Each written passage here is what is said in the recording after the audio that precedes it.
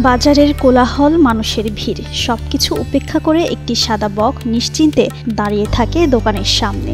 কিছুক্ষণ পর সে হেঁটে ঢুকে পড়ে দোকানের ভেতরে, মেতে ওঠে খুনসুটিতে, আবার ইচ্ছে হলেই উড়ে গিয়ে দোকানের ছাদে চেয়ারে বসে রোদ পোহায়।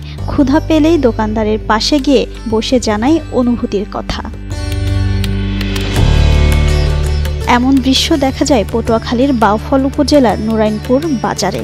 বাজার স্টেশনারি দোকানদার মোহাম্মদ হেমায়েতুদ্দিনের দোকানে গত 4 মাস ধরে বাস করছে এই সাদা বকটি। বকটি কখনো দোকানের সামনে দাঁড়িয়ে থাকে, কখনো ছাউনিতে গিয়ে বসে, আবার অনেক সময় হেমায়েতের চেয়ারের হাতলে এসে নির্ভয়ে বসে পড়ে। বাজারে যতই ভিড় হোক, বকটির মুখে নেই কোনো ভয়, নেই কোনো অস্থিরতা।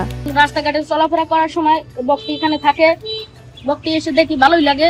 কাকায় নিজের সন্তানের মতো বকটিকে লালন পালন করেন। বকটি তো আর কথা বলে না, কিন্তু আমরা কথা বলার চেষ্টা করি। সেটা শিকারি কথা, তার কথা শেষ হলে এবং তার কাঁধে বসে এবং এই দোকান থেকে কোনো একটা মালামাল নষ্ট করে।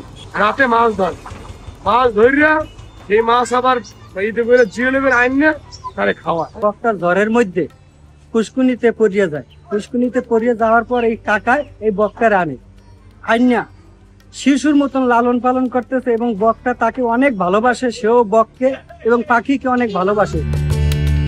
স্থানীয় ব্যবসায়ীরা বলছেন, মানুষ আর বকের এমন বন্ধুত্ব আগে কখনো দেখিনি। হেমায়েতে যেমন করে বকটির যত্ন নেয় তা সত্যি অবাক করার মতো। 4 মাস আগে ঝড়ে পড়ে গিয়েছিল এই বকটি। তখন একটি গুইসাপ সেটিকে আক্রমণ করেছিল। দোকানদার হেমায়েতুদ্দিন ছানাটিকে উদ্ধার করে যত্নে লালন করেন নিজের সন্তানের মতো। সেই থেকেই বকটি আর কোথাও যায়নি। দোকানের ভেতরেই গেড়েছে তার স্থায়ী ঠিকানা। হেমায়েতই তার আপনজন। বাজারের মানুষ আজ তাকে চেনে হেমায়েতের বক নামে। এই বন্ধুত্ব এখন শুধু নুরাইনপুর বাজারেই নয়, পুরো বাউফলে সাড়া ফেলেছে। জিনাত আরা ঋতু, যুগান্তর নিউজ।